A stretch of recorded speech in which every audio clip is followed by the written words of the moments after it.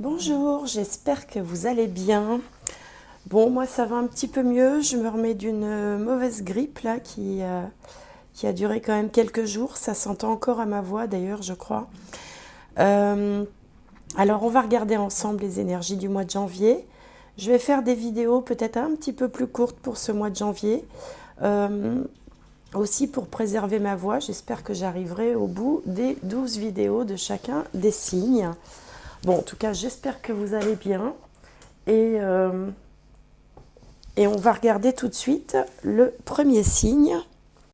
Alors, qui sera le prochain? Les poissons. J'espère que vous allez bien. J'espère que vous allez avoir de belles cartes, de beaux messages, de belles énergies pour janvier 2023. Alors, on va commencer par la sagesse de l'oracle. Ça faisait un petit moment que je n'avais pas utilisé ce jeu. Alors, pour les poissons, allez, un message. Hop, celui-ci. Le respect des règles. Je vous montre la carte, le respect des règles. Alors, on a une famille d'éléphants qui avance en se tenant à la queue leu-leu. Le respect des règles. Alors, bon, de quelles règles pour l'instant, on ne sait pas. Ça peut être en lien avec la famille, puisqu'on a toute une petite famille, là. On va demander à l'oracle de Shine un message complémentaire. Supplémentaire, enfin un message, quoi. Allez, pour les poissons, pour le mois de janvier 2023. Ici, le changement. On a le respect des règles et le changement. Bon, écoutez, c'est bien de changer. Alors, on va... Là, avec ça, j'avoue que je ne peux pas vous dire grand-chose, parce que le changement, on ne sait pas de quel changement il s'agit. Le respect des règles, c'est à vous que ça doit parler. Alors, on va regarder avec l'oracle du soleil. Quelle va être la teneur du message pour les poissons ou pour certains poissons, parce que je le répéterai à chaque fois, tous les poissons ne sont pas forcément concernés. C'est pour ça que je vous invite toujours à aller voir votre signe solaire, signe ascendant, signe lunaire. Oups là, ben voilà. Celle-là, on ne la prend pas, elle s'est retournée. Pour pouvoir vous faire votre propre petite synthèse personnalisée, en fait. Parce que en prenant comme ça trois signes, bon, on arrive quand même à tirer quelques conclusions un peu plus personnalisées. C'est pour ça que je vous invite toujours à aller voir les autres signes qui vous concernent. Alors, si jamais vous ne connaissez pas votre ascendant ou votre signe lunaire, vous m'envoyez un petit mail avec vos coordonnées de naissance, sans oublier l'heure et le lieu. Et puis, je vous répondrai avec plaisir. Alors,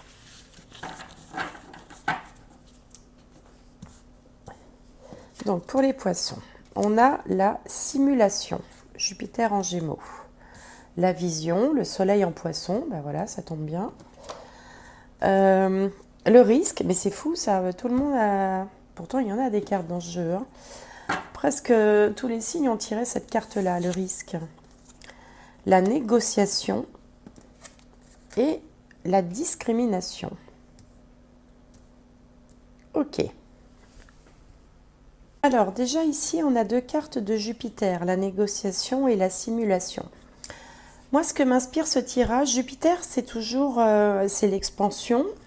On dit que c'est la planète la plus bénéfique du système solaire, mais elle a un petit défaut quand même, c'est que parfois, elle porte un petit peu à l'exagération, à l'inflation,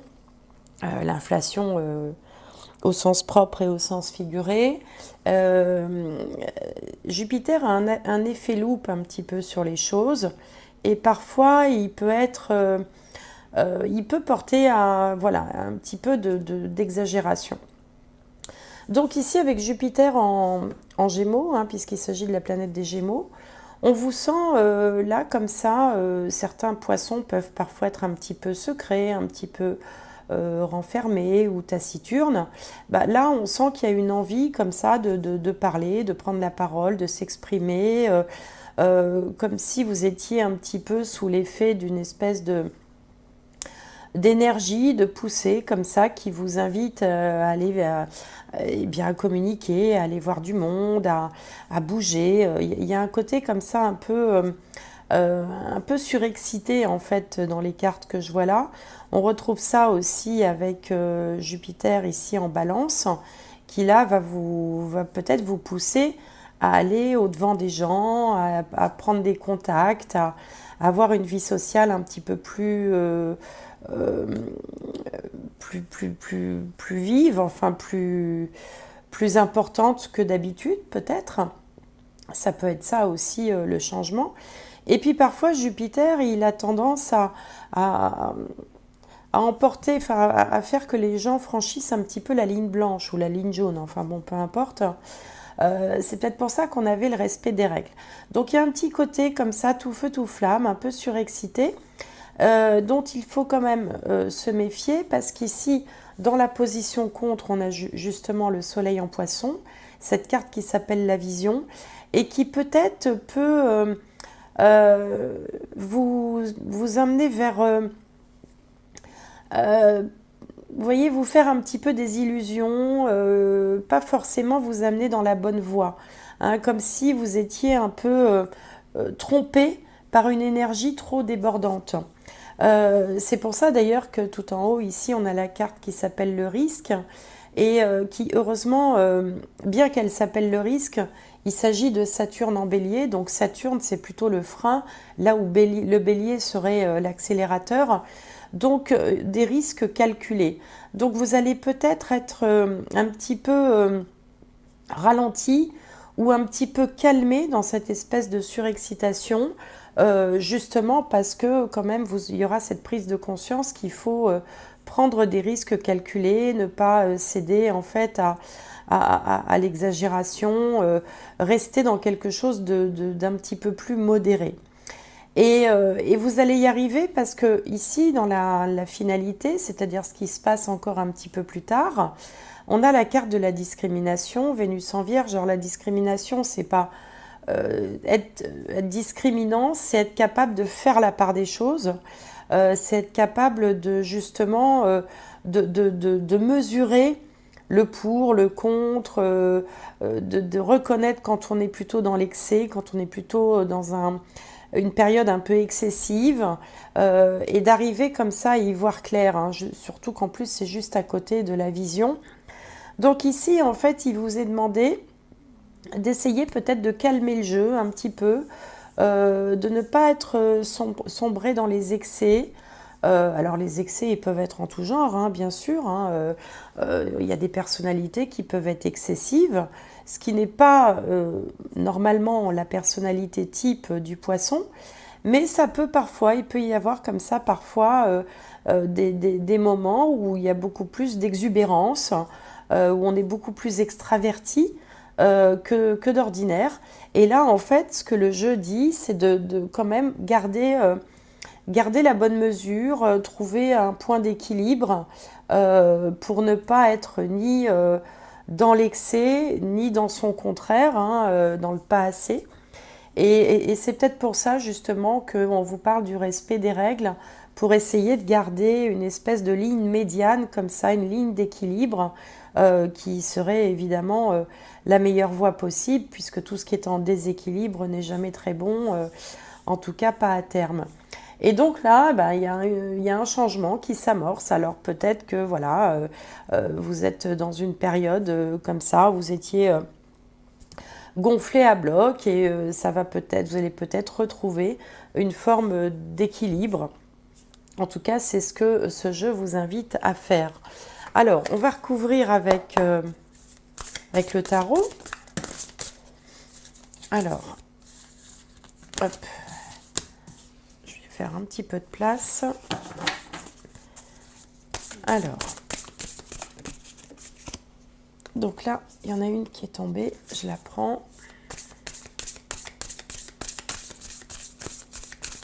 Alors c'est vrai qu'en 2022, Jupiter a traversé votre signe des Poissons. Et donc, ça a pu aussi peut-être vous donner un certain dynamisme. Vous avez peut-être pu vous sentir pousser des ailes, un petit côté comme ça, invincible ou un peu plus risque-tout, plus entreprenant. Ce qui est bon, ce qui sont des choses positives dans la mesure où on garde quand même une certaine modération, bien sûr. Alors, donc ici, on a le 3 de bâton. La roue c'est le changement, hein, donc ça fait 2 fois le changement quand même. Là, on a le jugement, 2 arcanes majeures. L'étoile, magnifique, 3 arcanes majeures pour vous, les poissons déjà.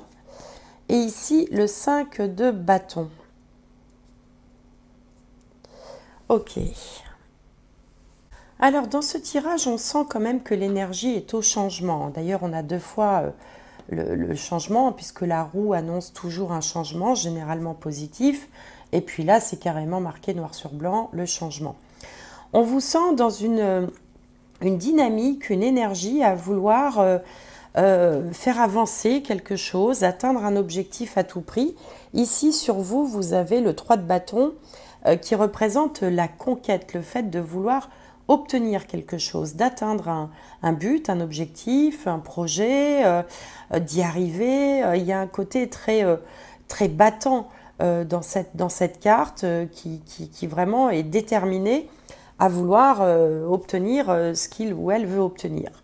Alors, effectivement, bon, le changement ici est en contre, c'est-à-dire qu'ici, il y a une petite mise en garde, hein, de ne pas se tromper de but, ne pas se tromper de projet, de ne pas partir dans tous les sens. Alors, heureusement, l'énergie qui domine, déjà, c'est le risque calculé, je le répète encore une fois, hein, c'est pas le risque tout court, c'est un risque calculé.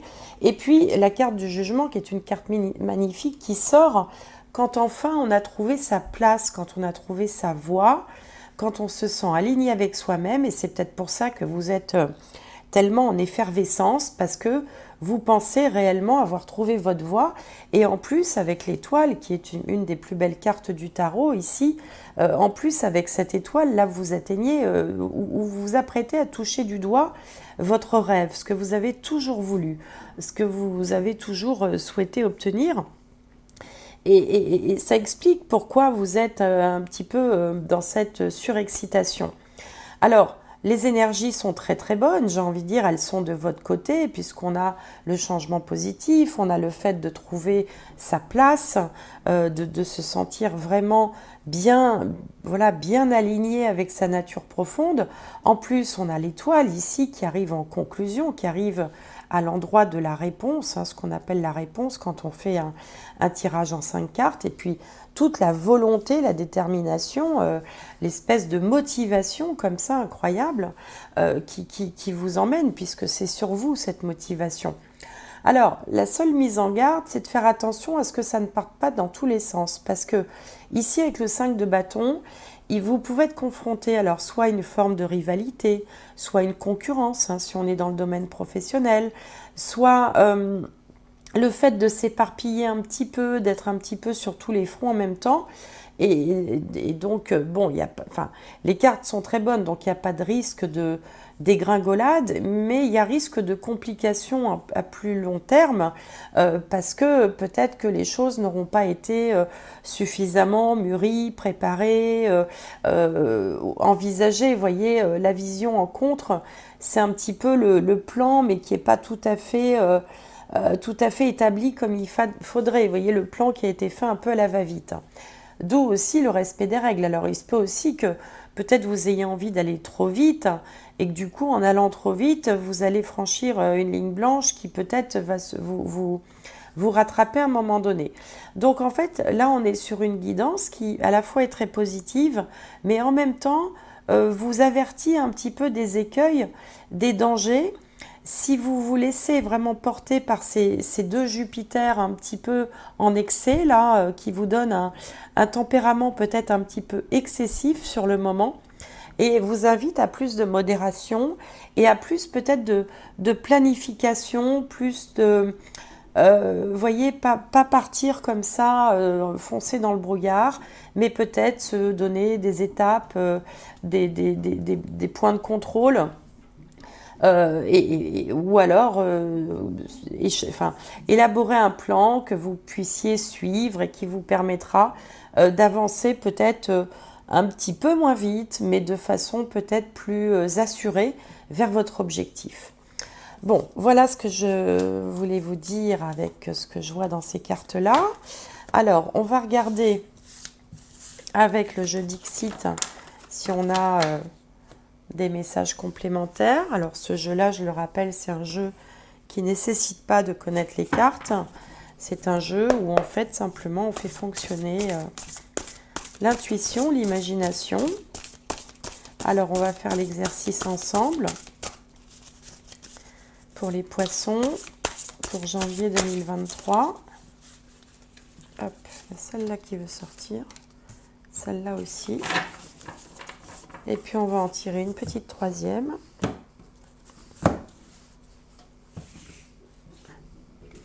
Poisson, janvier 2023. Alors,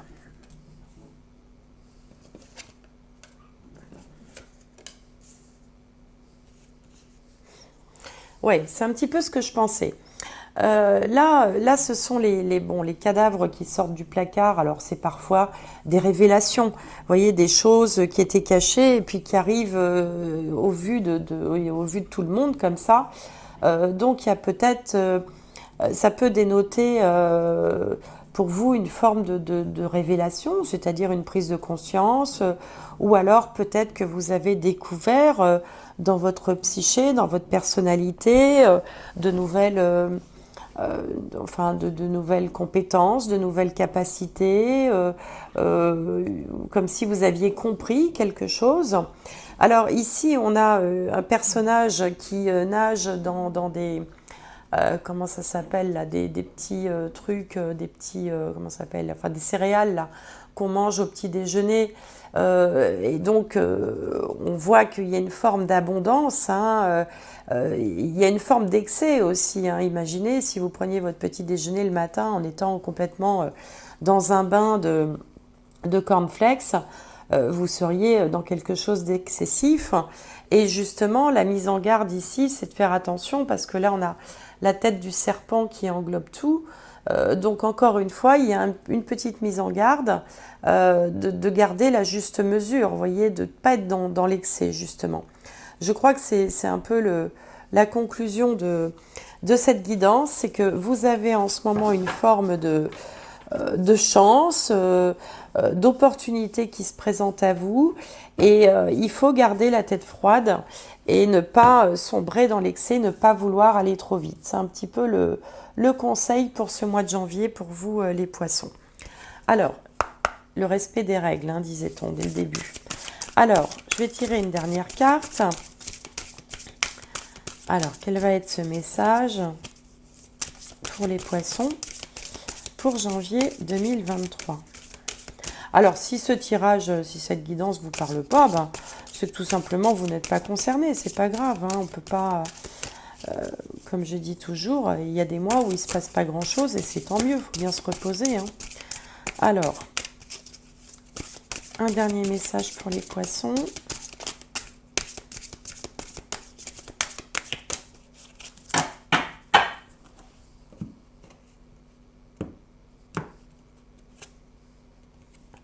La renaissance, c'est le moment de libérer votre joyau intérieur. Vous voyez, comme ce placard, là, comme si quelque chose était libéré.